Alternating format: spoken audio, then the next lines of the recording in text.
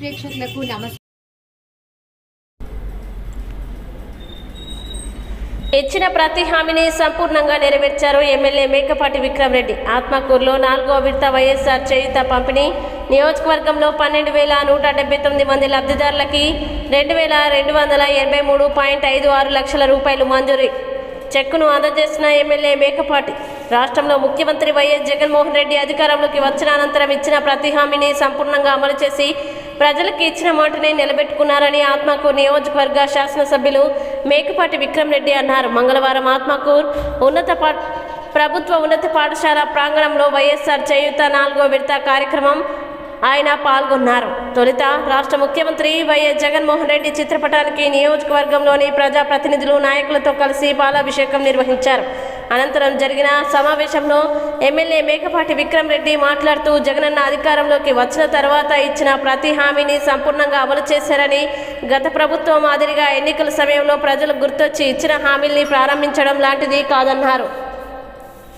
ఆత్మకూరు నియోజకవర్గంలోని 6 మండలాల పరిధిలో 4వ విడత కింద 12,179 మంది లబ్ధిదారులకి 2,283.56 లక్షలని ముఖ్యమంత్రి వైఎస్ జగన్మోహన్ రెడ్డి మంజూరీ చేశారని, మొత్తం మీద నియోజకవర్గంలో 4 విడతల్లో 8,552.1 లక్షలు అందజేయడం జరిగిందన్నారు.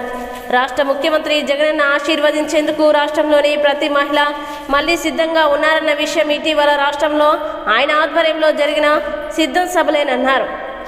తాను ఆత్మకూరు నియోజకవర్గం నుండి మేదరమిట్ల సభకి బయలుదేరిన సందర్భంగా 2 గంటల 30 నిమిషాలకే అధిక శాతం మంది మహిళలు ఈ ప్రాంతంలో ఉన్నారని అన్నారు.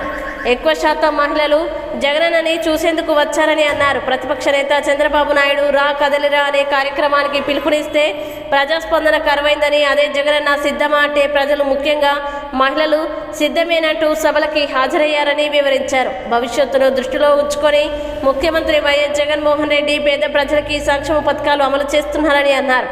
గత ముఖ్యమంత్రి రుణమాఫీ చేస్తామని చెప్పిన మాటలు ప్రజలు నమ్మారని, కానీ ఆయన నమ్మకపోవడం ఎంతో ఇబ్బందులు గురయ్యారని అన్నారు. మళ్ళీ అలాంటి తప్పులు మా అక్క చెల్లెమ్మలు చేయొద్దని, సంక్షేమాన్ని అందరికీ అందజేస్తున్న వారికి ప్రజలందరూ మళ్ళీ ఆశీర్వదించాలని కోరారు.